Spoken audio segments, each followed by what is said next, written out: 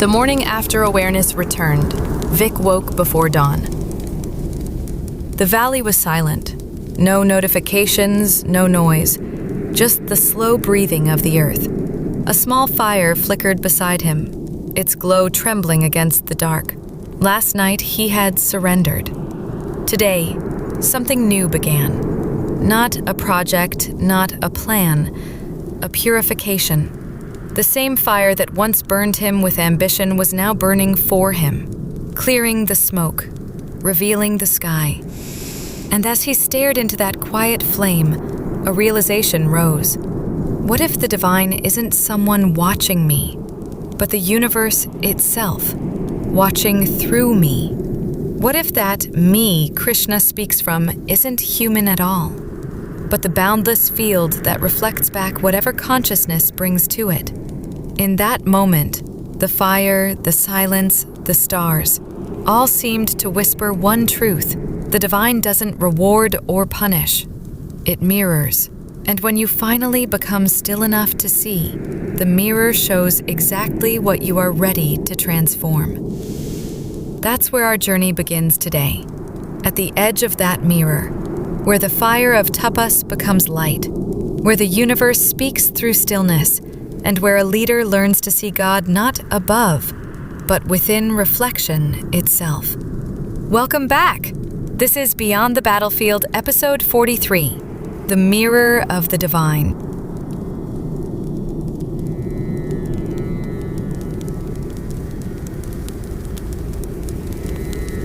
It was dawn on the 5th day of Vic's retreat. The valley was wrapped in mist, pale blue, almost weightless. He sat before a small fire outside his hut. The same hands that once built machines now fed that simple flame with dry twigs.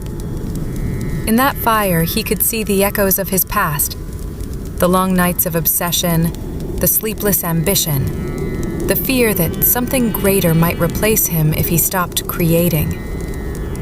All those moments seemed to flicker now like burnt pages in the glow. For the first time, he wasn't trying to fix his life. He was just watching it burn.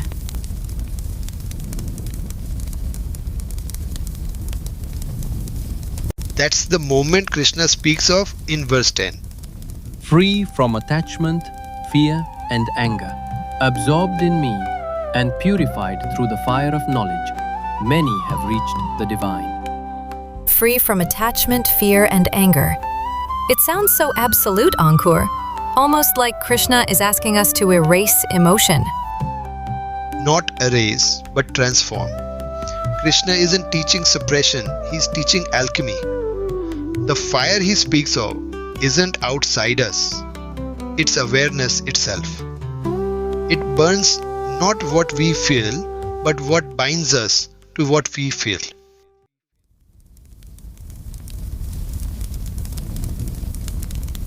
As Vic watched the flames, he noticed something subtle.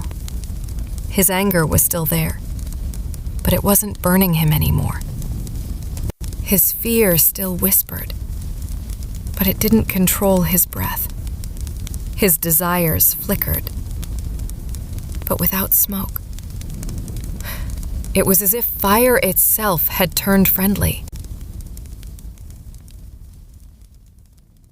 Krishna mentions 3 chains: attachment, fear, anger. These are the triple knots that bind human consciousness. When they loosen, the soul rises naturally, like a flame freed from smoke. Vic's purification isn't punishment. It's the unlearning of noise. Purification in the Gita doesn't mean guilt, it means clarity.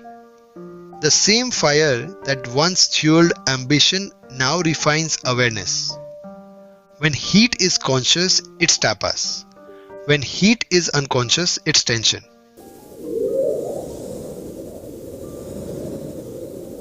A memory surfaced in Vic's mind, his old office, bright and cold.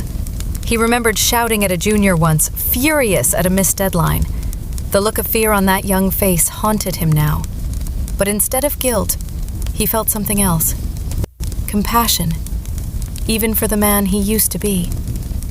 He whispered to the fire, "You were only trying to protect what you didn't yet understand." And for the first time, his anger bowed to love. That's what happens when awareness becomes complete. Even anger bends to love. You stop reacting to yourself as a villain and start seeing your pain as raw material for awakening. That's why Krishna says, "Many have reached me through this fire." It's not the ritual fire, it's the fire of honest seeing. In leadership, this is where transformation truly begins. When anger turns into direction, fear into sensitivity, and desire into purpose, you stop managing people and start illuminating them. So, every inner fire, frustration, ambition, anxiety, is really the same energy waiting to be purified. Yes.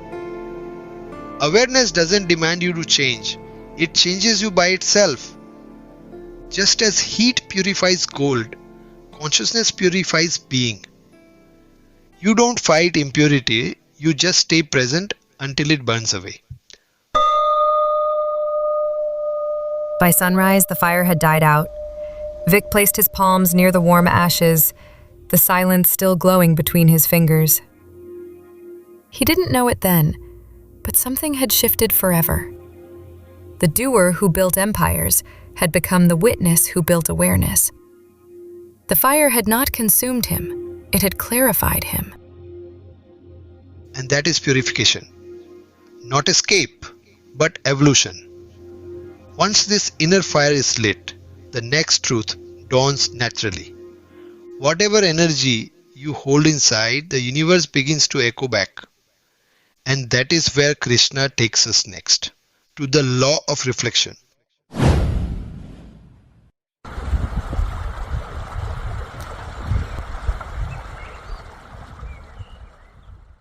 A few days later, Vic descended from the hills. The world below hadn't changed, still buzzing, still noisy, but something in him had. His silence had weight now. He no longer reacted to every vibration around him. He was watching how the world began to react to him.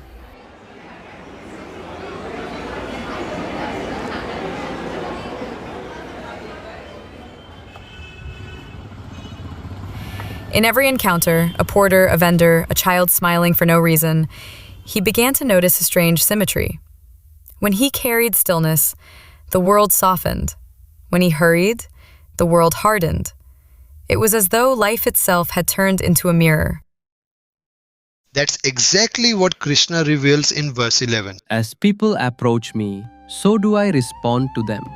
Everyone follows my path, O Arjuna, in one way or another. So, God doesn't reward or punish. He simply reflects? The divine is not a person keeping score. It's a field of awareness responding in resonance. The universe has no face, it wears yours. Whatever you bring to it, devotion, doubt, gratitude, greed, it magnifies. Think of the sun. It doesn't decide whom to shine upon.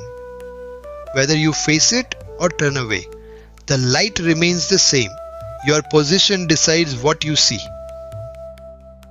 Osho says beautifully, तुम जैसे जाते हो वैसा ही तुम्हें वह मिलता है.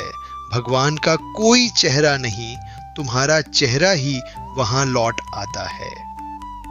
As you go to him, so he meets you. The divine has no fixed face. It's your own reflection returning from infinity. It's like leadership, isn't it? The energy we bring to a team becomes the culture we see reflected back. You lead with fear, people hide. You lead with trust, they bloom. Verse 11 isn't just theology, it's emotional physics. The frequency you emit determines the frequency you receive.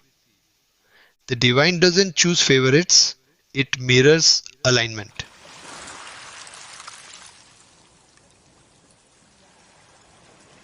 As Vic re-entered the city, the mirror began to test him. His old board invited him back, not as CEO, but as a consultant. The same team that once feared his intensity now watched him in quiet respect. They expected the same old Vic, decisive, driven, dominating.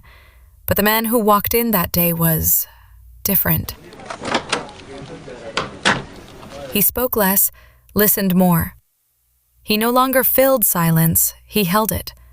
And the more he stayed centered, the more centered the room became. So the battlefield didn't vanish, it evolved. Yes, Arjuna's bow becomes Vic's boardroom.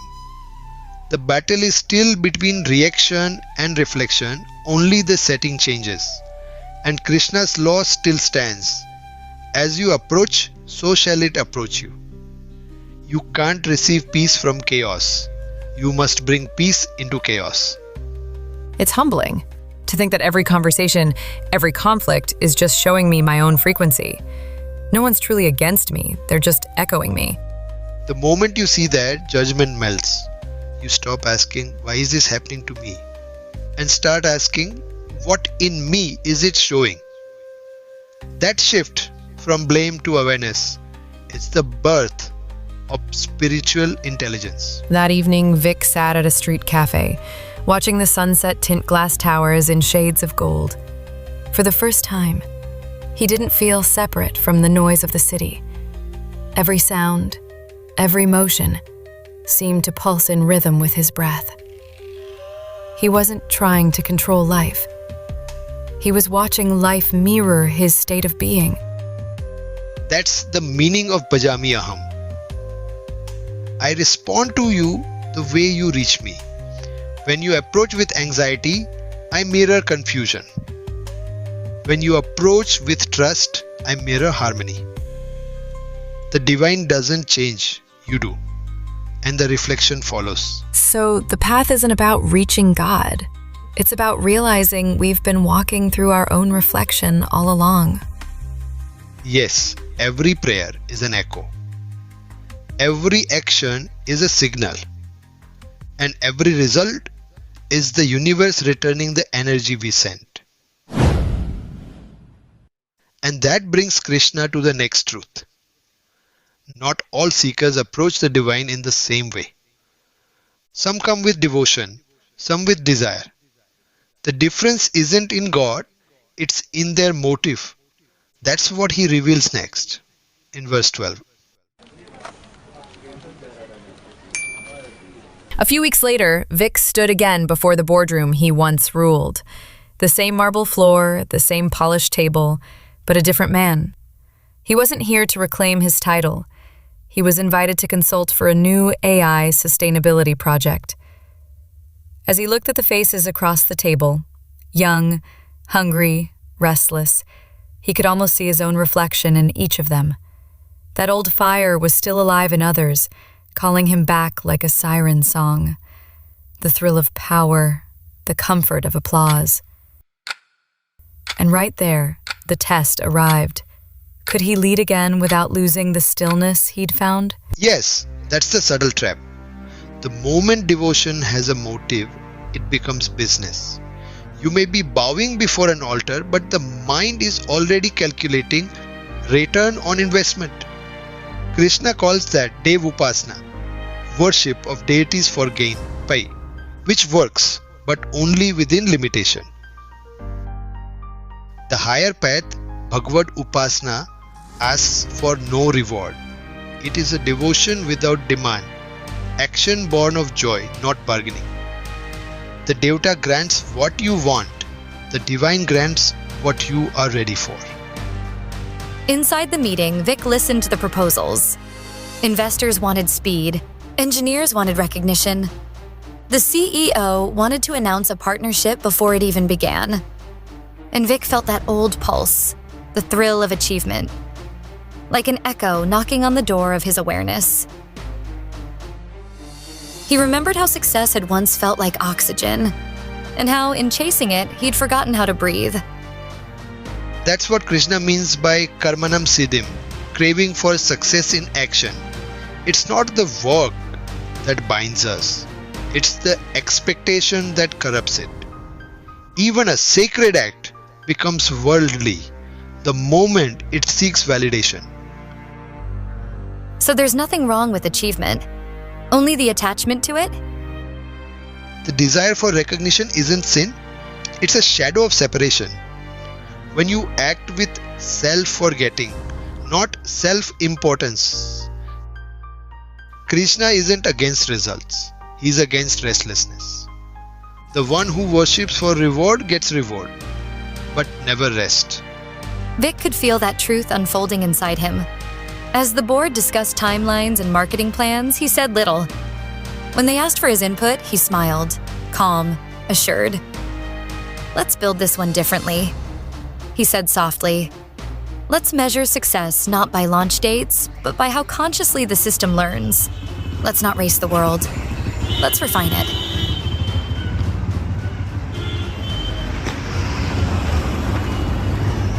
Something shifted in the room. The conversation slowed. Pressure melted into presence. The mirror law was at play again, his stillness shaping the system around him. That's the beauty of this verse. It exposes the hierarchy of devotion. When you worship outcomes, you remain a servant of results. When you act from awareness, you become a participant in creation itself. The one who prays for heaven reaches heaven. The one who acts as heaven liberates the world. When Vic left that day, he didn't feel victorious. He felt free. He hadn't won a deal, he'd kept his stillness. And for the first time in years, he understood what Krishna truly meant. That the highest success isn't achievement, it's alignment. And that's where Krishna pauses too. After verse 12, he's not teaching religion anymore, he's revealing relationship. Between energy and awareness, between desire and devotion, between man and the mirror of the divine. When the fire burns quietly inside you, when reflection replaces reaction, and when action no longer depends on reward, you have crossed the 3 thresholds Krishna spoke of today. In verse 10, he taught us that purification isn't escape, it's awakening. The fire of awareness doesn't destroy who you are, it refines you into what you are meant to be. In verse 11, he revealed that the universe doesn't judge, it mirrors. Every thought, every choice, every vibration you send into life returns as a reflection of your own consciousness. And in verse 12, he whispered the final secret, that true devotion isn't about asking, it's about acting from fullness, where every task becomes an offering and every moment becomes sacred. Vic discovered this truth not in a temple but in a boardroom, not by renouncing work, but by rediscovering its sanctity. When he stopped chasing success, success quietly began following him. Because the universe doesn't respond to ambition, it responds to alignment. Maybe that's the lesson for all of us, that the greatest transformation doesn't happen in isolation, it happens in awareness. The fire, the mirror, and the surrender are not 3 paths. They are one rhythm of evolution. When you allow the fire to burn, the mirror to reveal, and your devotion to give without wanting, the divine no longer feels distant. It moves through your hands, your words, your work. So tonight, wherever you are, at your desk, in your silence, in your uncertainty, may you remember this. You are not waiting for the divine. You are the mirror through which the divine is already looking back. Thank you for joining us on this journey, friends. Today we witnessed the threefold path of transformation: purification through awareness, reflection through resonance, and devotion through surrender. Vic's story reminded us that leadership isn't about influence, it's about inner alignment. That when your fire turns pure, your world begins to mirror that purity. As Krishna said, "As you approach me, so do I respond to you." Maybe that's the most intimate promise the universe has ever made. that every thought we offer to life is returned, polished as our own experience. If this episode resonated with you, share it with someone facing their own battlefield. You can explore companion insights, behind-the-scenes notes, and interactive reflections on our Beyond the Battlefield GPT link in the episode description. And we'd love to hear from you.